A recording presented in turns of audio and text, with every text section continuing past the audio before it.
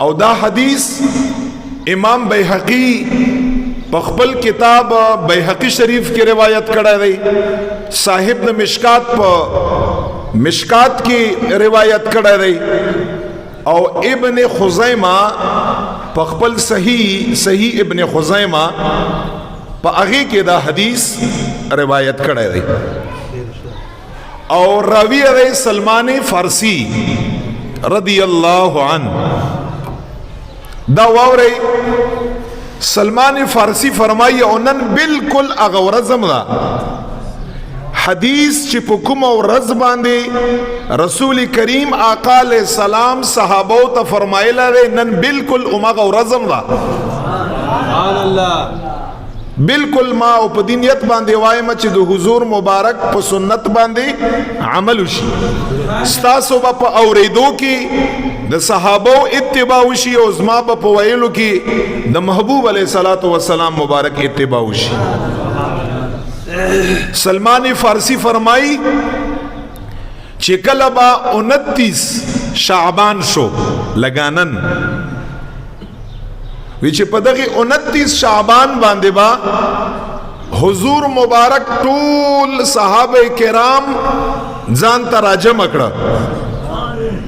ځان ته به یقین ول لگا بلا تشبیه او تمثيل چې تاسو څنګه ناستئ،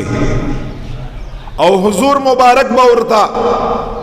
په منبر شریف باندې کېناست، او استقبال د رمضان کریم چې د رمضان کریم نه مخکې به مونږ او تاسو سکړو، او رمضان کریم دا میاشت دا څنګه میاشت ده د دې متعلق دا حدیث ته، او دا یو اوږد حدیث ته، دا د حضور مبارک گویا کې په 27 شعبان باندې د صحابو په وړاندې مکمل خطبه ده، په 29 شعبان باندې مکمل دا یو خطبه ده چې په 29 شعبان باندې به دا صحابو ته فرمایله. او کوم ځای نه شروع ده زیر تا الفاظ وایم لګ لګ. نبی علیہ السلام مبارک په منبر باندې کېناست، هغه الفاظ یدا دي، یا ایها الناس قد اظلکم شهر عظیم مبارک. اے خلقو، اے صحابو، قد اظلکم ډیر نږدې با او ډیر زربا، یعنی سبا یا بلا ورځ بوا چونکه دا به 29 شعبانو، اے صحابو ډیر زربا پتا سو باندې یو داسې میاشت سورای او کا سورای یعنی رابشي، یو داسې میاشت براشي چې دا میاشت د ټولو میاشتونه عظیم لو یمدا مبارکون، او دا میاشت په ټولو میاشتو کې د ټولو نزیاته مبارکم ده. دا د حضور مبارک صلی الله علیه وسلم د زبان الفاظ دي. شهر عظیم مبارکون، دا سی یو میاش پتا سو باندې را روانه ده چې ډیره لویه ده او ډیره مبارک میاش ده. او بیا نبی علیہ الصلوۃ والسلام مبارک فرمایي صحابه وتا وی چې په دغه میاشت کې اے صحابه داغه خطبه از ټول ارتوایما چې په سنت باندې عمل وشي. په دغه میاشت کې صحابه یو شپه خیر من 1000 شهر، چې دغه شپه دا د زرو میاشتو د عبادت نه زیاته بهتره او افضل ده، چې هغې ته لیلة القدر شپه ویل کیږي. نبی علیہ السلام په 29 شعبان باندې دا خطبه دا فرمایله او صحابه ته ویلې ده، او دا غینه پس واوري څه ورته فرمایل، ورته فرمایي چې صيامه دریم نمبر خبره دار صحابو چې دغه میاشتې روزه دا فرض دي، روزه فرض دي، وقيامه تطوعا، او د دغه میاشتې د ماخوستن د مونځ نه پس د شپې ولاړه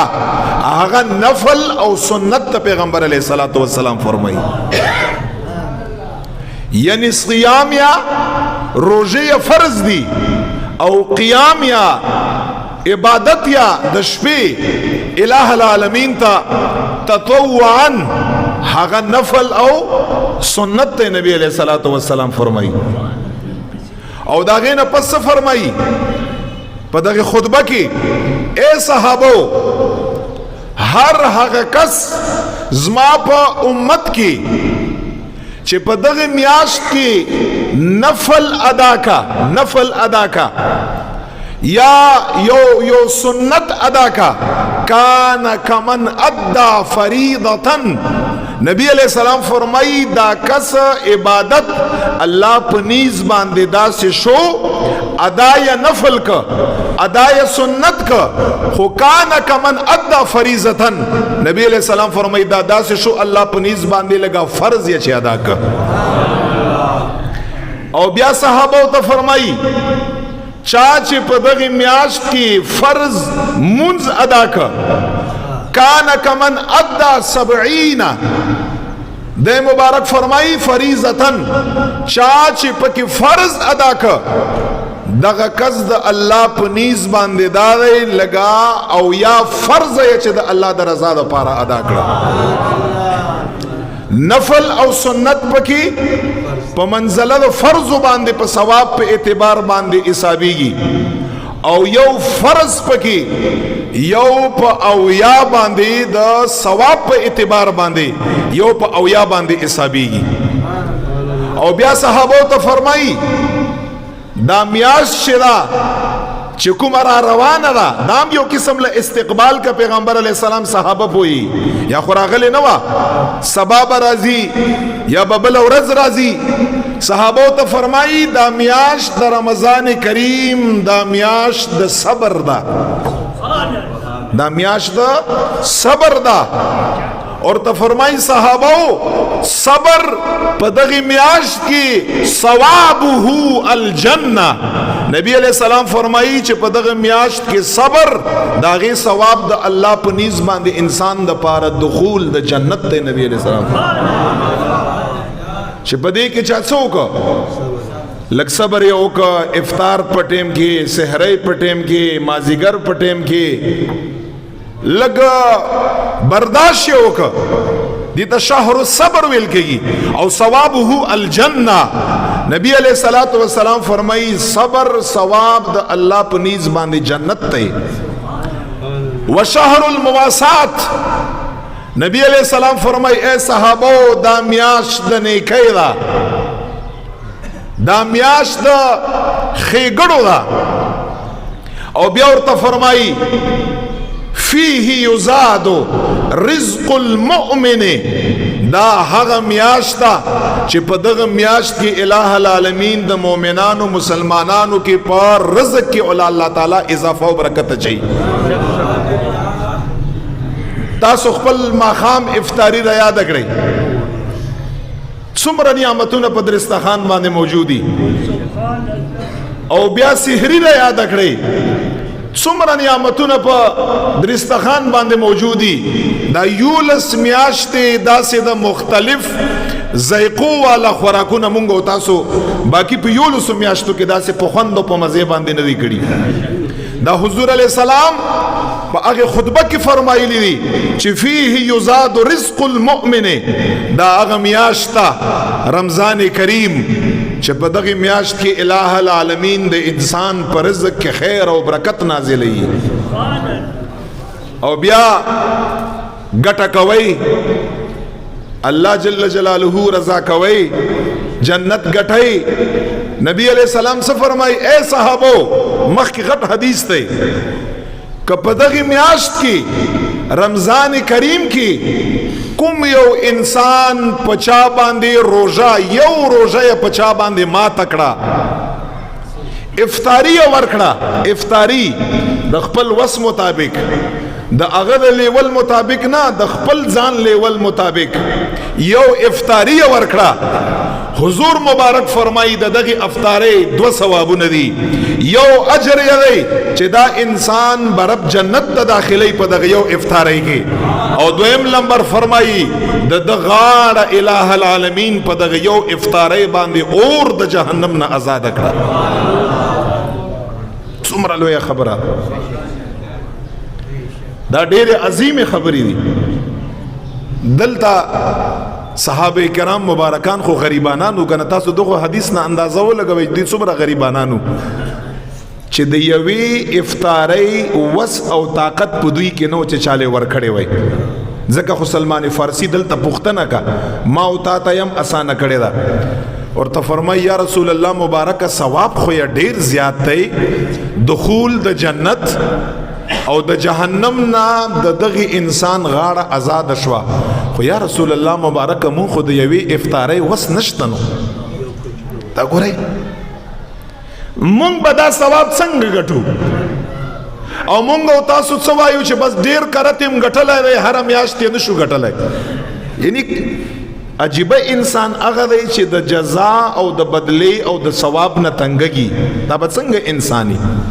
صحابه چل زده کوي چې مونږ چل زده شي چې دا ثواب مونږ وګټو. یا رسول الله ثواب خو د افطارۍ زیات دی، خو د زمون خو دومره وس نشته. نبی علیہ الصلوۃ والسلام ورته فرمایي سلمان فارسی رضی الله عنه دا کوم ثواب چې ما بیان ک چې کوم انسان په بل مسلمان باندې دا یوې افطارۍ خرچه وکا خوراک ولا ورکا، تاسو وی چې زما وس نشتا، نبی علیہ السلام ورته فرمایي یو افطاری پریدا یو ګټ د اوبو وس خواشته کنه، صرف یو ګټ راغلی حدیث کې، یو ګټ د پيو یا یو ګټ د لسیو حدیث کې لبن راغلی، د دې وس خو نشته کنه. د یوې د کجوري ورکولو چې یو کجوره راوخلی او روژهدار له ورکړي ورته وایي چې هم دا واله په دې باندې افطار وکړه، د دې وس خو نشته کنه. سلمان فارسی ورته فرمایي او یا رسول الله د یوې کجوري د یوې ګټ د اوبو د یو ګټ د پيو د لسیو د دې وس مشتا، ورته فرمایي چې واوره چې زما په امت کې یو روژهدار لچا افطارۍ پټیر کې پورا افطار نه یو کجوره ورکړه، یو ګټ یو له اوبه ورکړي، یو ګټ یو له پيو لسی ورکړي، هغه انسان هم دا اجر دی چې الله به جنت ته داخله یو دغه انسان په دغه یو ګټ اوبو باندې خپل غاړه اور د جهنم نه آزاد کړه. څومره اسانه کړه. یو جیګ شربت یو انسان په یو شاهره باندې بار په یو روډ باندې ونسي، یو لس پنځل لس کجوري انسان بار څوک تیریږي مسافر اغویل ورکدا دا څومره اجر او ثواب دی. بس یو ګټ او بچاله ورکړي، یو کجوره چاله ورکړي، یو ګټ پي چاله ورکړي، نبی علیہ الصلوۃ والسلام مبارک فرمایي عمدغه اجر او ثواب وي. او بیا صحابه ته څو فرمایل په دغه خطبه کې وهو شهر اوله رحمه واوسطه مغفره واخره عتق من النار. او اخرنۍ خبره ورته دا وکړه په دغه خطبه کې چې اے صحابه دا یو میاشتا اوله رحمه چې اول عشره دغه میاشت د الله طرف نه د رحمت ته، واوسطه مغفرة او منځنۍ عشره د مغفرت ته، واخره عتق من النار او اخرنۍ عشره د دغه میاشت د جهنم نه د غاړې د آزادولو ده. د دې دا مقصد دی چې په اوله عشره کې بم بخل بمی مغفرت بمی خو زیات پکې د الله مهرباني، په دویمه عشره کې مهرباني می عتق من النار می خو زیات پکې مغفرتی، او په دریمه عشره کې مغفرت می مهرباني می په هر شپه کې خو زیات پکې د خلق غاړه الہ العالمین اور د جهنم نه آزادی. ځکه حضور مبارک فرمایل چې هلاک شهغه کس چې رمضان کریم مبارک په د باندې تیر شي او دومره عبادت اونکه چې پر رب باندې خپل ځان وبخي، دا انسان د هلاک شي. جبريل علیہ الصلوۃ والسلام مبارک فرمایلی دي، نبی علیہ السلام مبارک په هغه باندې څه ویل؟ آمین ویل. ته دومره عبادت هم اونکړي ته دومره الہ العالمین ته قیام هم اونکړي دا هغه خطبه وا چې په 29 شعبان المعظم باندې په منبر شریف باندې ناس ته صحابه او ته حضرت رسول الله صلی الله علیه و آله وسلم هغه بیان کړی